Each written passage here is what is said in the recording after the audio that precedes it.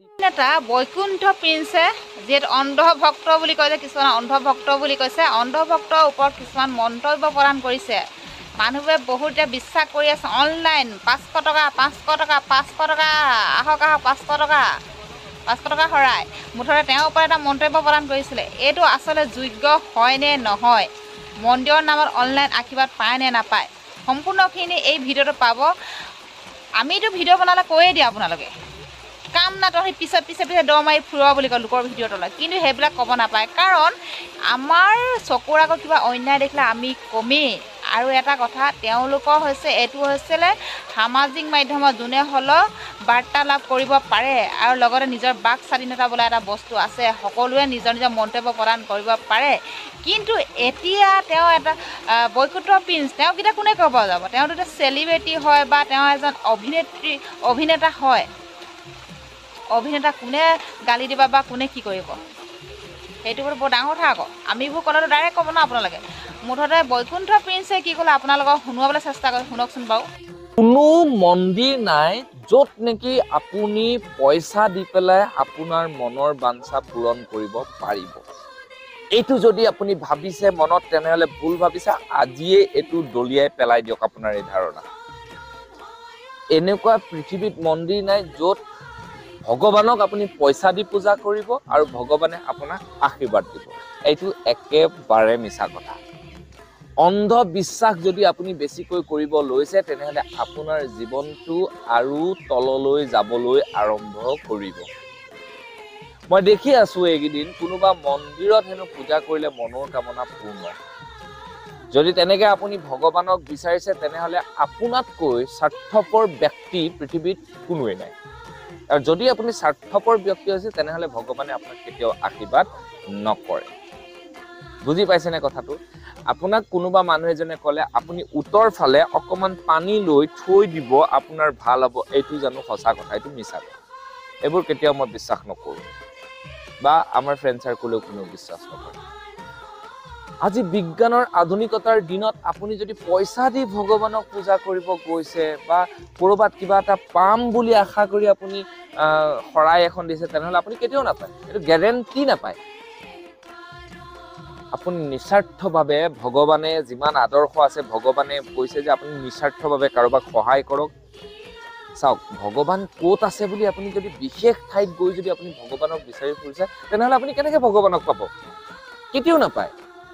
আমি খুটাত কিয় ভৰি নিদিওঁ আমি যেনেকৈ খুটাত যে আমি কেতিয়াও কিয় ভৰি নিদিওঁ আমাৰ অসমীয়া সমাজে হিন্দু সমাজ বুলি ক'লোঁ কিয় খুটাত ভৰি কাৰণ প্ৰহ্লাদক যেতিয়া কৈছিল যে তোমাৰ ভগৱান ক'ত আছে প্ৰহ্লাদে এটা খুটালৈ দেখুৱাই দিছিল ইয়াতে আছিল আৰু তাৰ পৰা হিৰণ্যকশিপুক বধ কৰিবৰ কাৰণে নৰসিংহ অৱতাৰ ধাৰণ কৰি ওলাই আহিছিল সেই খুটাটোৰ পৰাই ভগৱান ওলাই আহিছে সেইকাৰণে আমি খুটাত সাধাৰণতে ভৰি নিদিওঁ এতিয়া মই দেখিছোঁ বহুতে কোনোবাই কৈছে যে মানে মোবাইলত ডিজিটেল সেৱা কৰিলেও ভগৱানক পায় কি আচৰিত কোনফালে গৈছে আজিৰ সমাজখন মই কোনো মন্দিৰ কোনো দেৱালয় কিবা কিবি যিমান য'ত আছে মই কাকো অপমান কৰিব নাযাওঁ কাৰো প্ৰতি মোৰ বেয়া ভাৱ নাই শ্ৰদ্ধা আছে য'তেই ভগৱানৰ নাম কীৰ্তন কৰা হয় য'তেই ভগৱানক উপাসনা কৰা হয় য'তেই ভাল কথাৰ চৰ্চা হয় তাতেই ভগৱান থাকে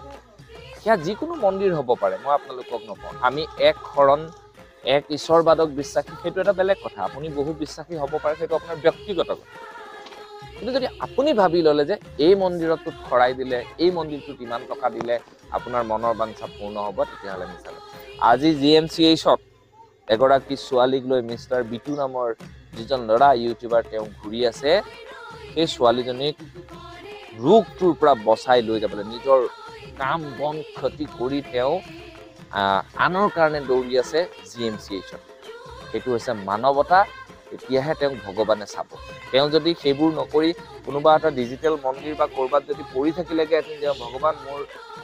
আশা পূৰণ কৰি দিবা মই ভাল ইউটিউবাৰ হ'ব লাগে হ'লহেঁতেন জানো এতিয়াও নহয় সেইকাৰণে মই কৈছোঁ আপোনালোকে মনত এই বস্তুবিলাক অন্ধবিশ্বাসবিলাক আপোনালোকে যদি ৰাখে নহয় দিনক দিনে আপোনাৰ জীৱনটো বেয়া হৈ গৈছে মই বহু মানুহ দেখোঁ ভাড়া কৰি আমুক মন্দিৰ মন্দিৰটো ঘৰখনেই, তাতেই ভগৱান আছে, নিজৰ মা দেউতা। আপুনি মা দেউতাক শুশ্ৰূষা কৰক, মা দেউতাই যিখিনি আশীৰ্বাদ কৰিব সেইখিনিয়ে ভগৱানৰ আশীৰ্বাদ। ভগৱানে তেনেকেই দেখুৱাইছে আমাক। ভগৱানে কৈছে যে আপুনি ভাল কাম কৰক, সমাজত ভালকৈ থাকক, তেতিয়াই আপোনাক ভগৱানে আশীৰ্বাদ দিব। আপুনি যদি এটা বিশেষ মন্দিৰত গৈ দিনৰ দিনটো কৰি আছে, আপোনাক কেনেকৈ ভগৱানে আশীৰ্বাদ দিব? আপুনি স্বাৰ্থত কৰি আছে। ভগৱানৰ আদৰ্শত মায়া মোহ এইবিলাক ত্যাগ কৰিব লাগিব। আপোনালোকে মায়া এটা লৈ গৈছে আপোনালোকৰ মনৰ বাঞ্ছা পূৰ্ণ কাৰণে, সেইটো কথা নহয়। মই এইটো কোৱা নাই নাযাব, সকলোলৈকে যাওক য'ত ভগৱানৰ চৰ্চা হয়, য'ত ভাল কথা পাতে, য'ত ভাল পৰিৱেশ, য'ত বিজনেছ ব্যৱসায় চলে, ত'ত কেতিয়াও নাযাব। সেইটো নহয়। ক'ৰবাত গৈছে আপুনি মূৰ দোৱাইছে, ভগৱানে আমি ভাবি লৈছোঁ ইয়াত কি কাৰণে এইবোৰ প্ৰতিষ্ঠা কৰিছে, কাৰণ মানুহবিলাক একগোট কৰিবৰ কাৰণে, একাত্মক হ'বৰ কাৰণে ভগৱানৰ লগত। তাতে আপোনাৰ ব্যৱসায়ৰ কাৰণে নহয়তো। আজিকালি বহুত দেখিছোঁ পইচা লয়, সেৱা কৰিলে শৰাইখন বেছিকৈ পাতি দিব, দিয়া কিবা এটা আছে আগবঢ়াই দিব। হোৱাই এইটো কেতিয়াও নহয়।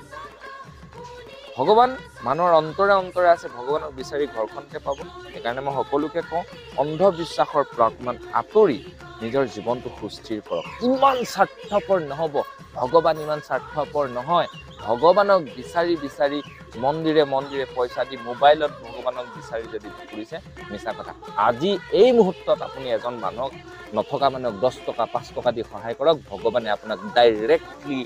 আপোনাক আশীৰ্বাদ দিব। তাৰ পৰিৱৰ্তে যদি আপুনি গাড়ী ভাড়া কৰি নাজিৰাৰ ডিজিটেল মন্দিৰত সেৱা কৰিব গৈছে, ভগৱানে আপোনাক স্বাৰ্থপৰ বুলি ক'ব। মই এইটো কোৱা নাই যে সেইটো মন্দিৰ নহয়, কিবা নহয়। মই